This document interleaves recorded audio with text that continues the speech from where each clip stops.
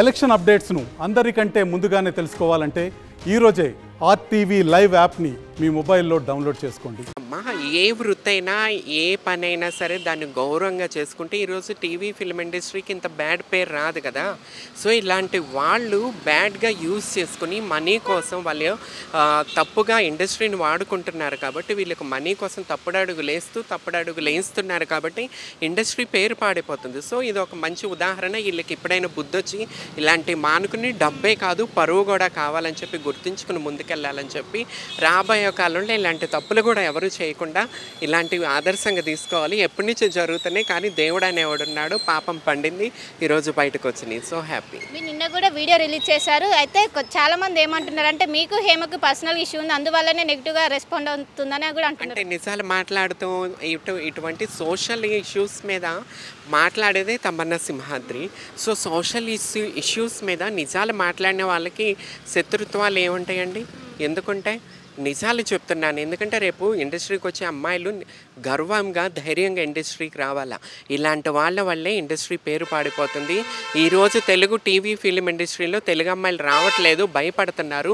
తల్లిదండ్రులు TV film ఇండస్ట్రీకి పంపటాక భయపడుతున్నారంటే హేమ లాంటి వాళ్ళని చూసి వీళ్ళ కార్యకలాపాలు చూసి ఇలాంటివి చూసి భయపడుతున్నారు కాబట్టి సో వీటిని ఖండించడానికి నేను ముందుకు వస్తున్నాను. అంటే మీకున్న ఇన్ఫర్మేషన్ ప్రకారం ఆ రేపాటిలో ఇంకెవరెవరు బయటికి రాని పేర్లు ఇంకేమి ఎవరెవరు ఉన్నాయి అంటే ఇండస్ట్రీకి సంబంధించి? సారీ అమ్మా, ఈ పబ్బులు పార్టీస్కి నేను దూరంగా ఉంటా. సో నాకు తెలీదు. సో పోలీసులు బయటకు తీసుకొచ్చారు కాబట్టి దీనికి నేను స్పందించాను. ఎందుకంటే మన వాళ్ళు భయపడుతున్నారు ఆడపిల్లలని తెలుగు ఇండస్ట్రీకి పంపించడానికి. సో ఇలాంటి వాళ్ళని చూసి ఇలాంటివి జరిగినప్పుడు చూసి సో బ్యాడ్ పేరు తీసుకొస్తున్నారు హేమ లాంటి వాళ్ళు స్వార్థాని కోసం డబ్బు కోసం. సో ఇలాంటి వాళ్ళకి పాపం పండింది ఈరోజు జరిగిందని సో హ్యాపీ. సో మంచి రోజులు రావాలా టీవీ ఫిలిం ఇండస్ట్రీకి. తెలుగు అమ్మాయిలు ముందుకు రావాలా.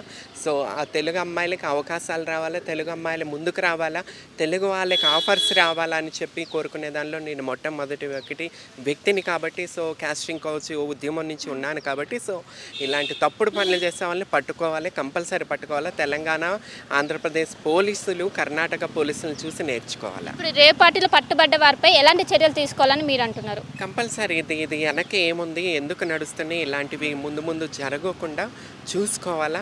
చట్టం పని చేసుకుంటూ వెళ్ళిపోవాలా.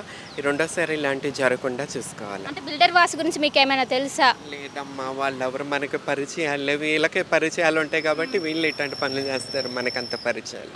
అంటే జనరల్గా హేమ అనేది చాలా మంది అమ్మాయిలు తీసుకుపోతున్నారు. మీరు మొదటి నుంచి అంటే ఏ విధంగా దీని గురించి కొంచెం చెప్పండి. ఇంకా నేనేం చెప్పాలా, అన్నీ దొరికిపోయాక కూడా నన్ను ఇంకెందుకు. సో తప్పు జరిగింది, దొరికిపోయారు అంతే. Okay, thank you. సో మొత్తం మీద ఇది పరిస్థితి. ఏదైతే రేవు పార్టీలో పట్టుబడిన హేమ మొదటి నుంచి పోలీసులని తప్పుదోవ పట్టించే విధంగానే తన పేరు కృష్ణవేణని ప్రస్తావించింది. అండ్ ఏదైతే నిజ నిర్ధారణ అయింది, ఏదైతే పాజిటివ్ కేసు అది ఏదైతే టెస్ట్ శాంపిల్స్ పాజిటివ్ అని తేలింది. ఇప్పటికైనా నటి హేమ ఒప్పుకోవాలి. తెలుగు ఇండస్ట్రీ ఒక్కరి వల్ల తెలుగు ఇండస్ట్రీ మొత్తం బ్యాడ్ నేమ్ వస్తుంది. యువతులు అందరూ బయటకు వచ్చి దీనిపైన ఖండించాల్సిన అవసరం ఉందని ఒకవైపు తమన్నా సింహాద్రి అయితే మనతో చెప్తున్న పరిస్థితి.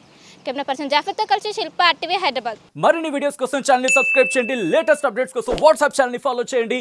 అండ్ లింక్ డిస్క్రిప్షన్ లో ఉంది.